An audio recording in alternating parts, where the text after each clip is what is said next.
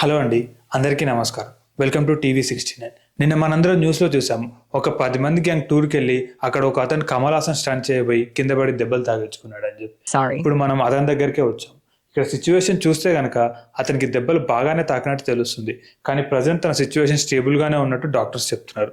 ఒక 1 వీక్లో డిశ్చార్జ్ అవ్వచ్చు అని కూడా చెప్తున్నారు. ఇక్కడ అతను ఫ్యామిలీ ఫ్రెండ్స్ అందరూ వచ్చారు. వాళ్ళందరినీ చూస్తుంటే వాళ్ళందరూ చాలా బాధలో ఉన్నట్టు అనిపిస్తుంది. ఒకసారి వెళ్ళి మనం వాళ్ళు ఎంత బాధపడుతున్నారు ఏంటి అనేది మనం కనుక్కుందాం రండి. చెప్పండి రాము గారు, మీ ఫ్రెండ్కి ఇలా అయింది కదా, మీరు ఎలా ఫీల్ అవుతున్నారు? వాడంతే అండి, చిన్నప్పటి నుంచి అంతే, అన్ని తీటవ పనులు, ఒక్కటి కూడా చక్కగా ఉండదు. వీడు ఫస్ట్ మమ్మల్ని అడిగాడు టూర్కి వెళ్దాం రా అని. మేము ఏం చెప్పాం, అరే వద్దురా ఈ టైంలో బాగుండదు అని. ఇన్నొచ్చుగా, లేదు ఎవడో తెలియడంతో పోయాడు. పోయినాడు ఆడన్న చక్కగా ఉండొచ్చుగా. పోయి కమలాసన్ స్టంట్ అంట. ఈ ముఖానికి కమలాసన్ స్టంట్ అవసరం అండి? ఈ ముఖాన్ని చక్క స్మైల్ చేయనికనే రాదని కమలాసన్ స్టంట్ అంట. ఇది ఈతులు కాకపోతే. లాస్ట్ మంత్ కూడా ఇట్లనే నా రాయల్ ఎన్ఫీల్డ్ బైక్ తీసుకెళ్ళి ఓనో గుద్దాడు. గుద్ద వాడొచ్చి నా నెత్తి మీద కూర్చుంటాడు. ఆ కారు పోయిందంటే నేను 50,000 కట్టాల్సి వచ్చింది. నా లోలో ముందు ఏదో అమ్మాయిని గెలికాడంట, వాళ్ళు వచ్చి 4 తగిలించారు. అయినా ఆయనకి సిగ్గురాలే. ఇట్లా పోయి ఇప్పుడు చేసుకున్నాడు. అన్ని తీటవుకుపోను జీవితాన్ని ఇంటికి సిగ్గురాదు. ఇంక ఇట్లా కావాల్సింది, ఇట్లా అయితేనే వస్తుంది ఇంక బుద్ధి. అన్నా ఇవి కాదన్నా, మీ ఫ్రెండ్కి దెబ్బలు తాకాయి కదా, నువ్వెంత ఫీల్ అవుతున్నావు, వాడికి త్వరగా నయం కావాలని కోరుకుంటున్నా, ఇవి చెప్పనా? వాడు అసలే దెబ్బలు తాకి పడున్నాడు అంటే నువ్వు ఇవన్నీ చెప్తే నేను ఎలా వేయగలనా న్యూస్లో? ఓ అవునా, సరే అడుగు చెప్తా. ఆన్ చేసుకో. ఓకే అండి, అయితే ఇప్పుడు తన ఫ్రెండ్కి దెబ్బలు తాకినందుకు తను ఎంతలా ఫీల్ అవుతున్నాడో తన మాటల్లోనే విని తెలుసుకున్నాను. రండి రాము గారు, చెప్పండి ఏం చెప్పాలి? అదే అండి, మీ ఫ్రెండ్కి దెబ్బ తాకింది కదా, మీకు చాలా బాధగా ఉంది కదా? బాధగా ఉందన్నా, బాధగా ఉంది అంటే చాలా బాధగా ఉంది కదా? బాధగా ఉందన్నా, బాధగా ఉంది అంటే ఎంత బాధగా ఉంది అని?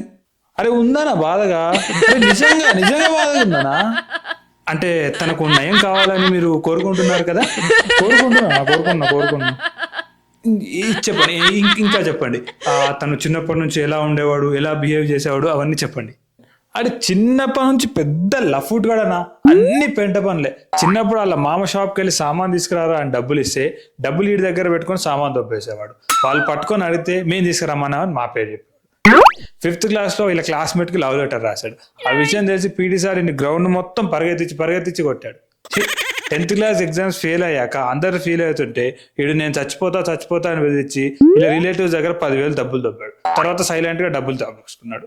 అన్ని లఫూట్ గాడు పెద్ద. అన్న ఏందన్నా నువ్వు, వాడు అక్కడ దెబ్బలు దాగుబడి ఉంటే నువ్వు అన్ని ఇలాంటివి చెప్తే ఆడియన్స్ కి సింపతి ఎలా వస్తుందన్నా? వాడు చేసిన మంచి పనుల గురించి చెప్పన్నా, మంచి పనుల గురించి కొంచెము. మంచి పనుల గురించా? సరే ఆన్ చేసుకోండి. స్టార్ట్ చేసుకో.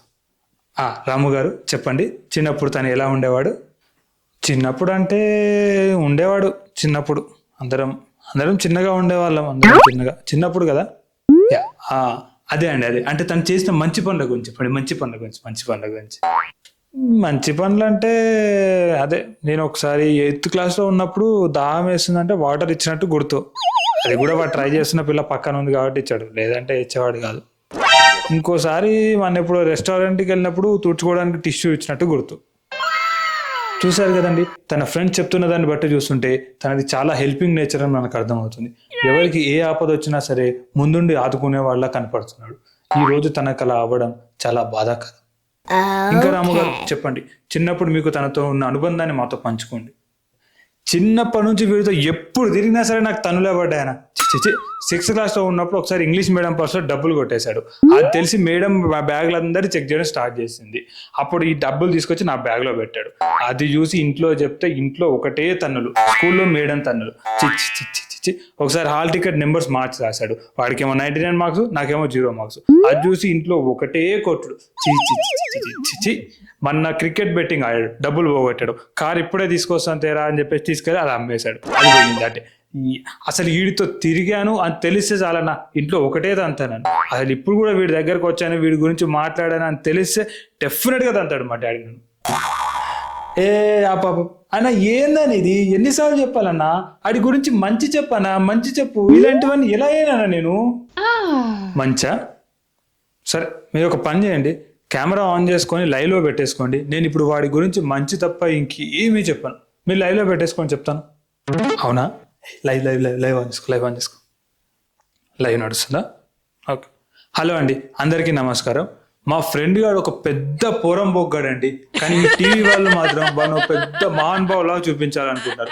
ఎందుకు చూపించాలనుకుంటున్నారో నాకు తెలియదు, కానీ నేను ఒకటే చెప్తాను, ఆడ పెద్ద లఫుట్ గాడు, పెద్ద వేస్ట్ గాడు. ఇదే నిజం, ఇదే నిజం. పోరా, నువ్వు వద్దు, నీ ఇంటర్వ్యూ వద్దు, పోరా. Hello everyone, if you like my video, please like, share and subscribe to my channel. Thank you.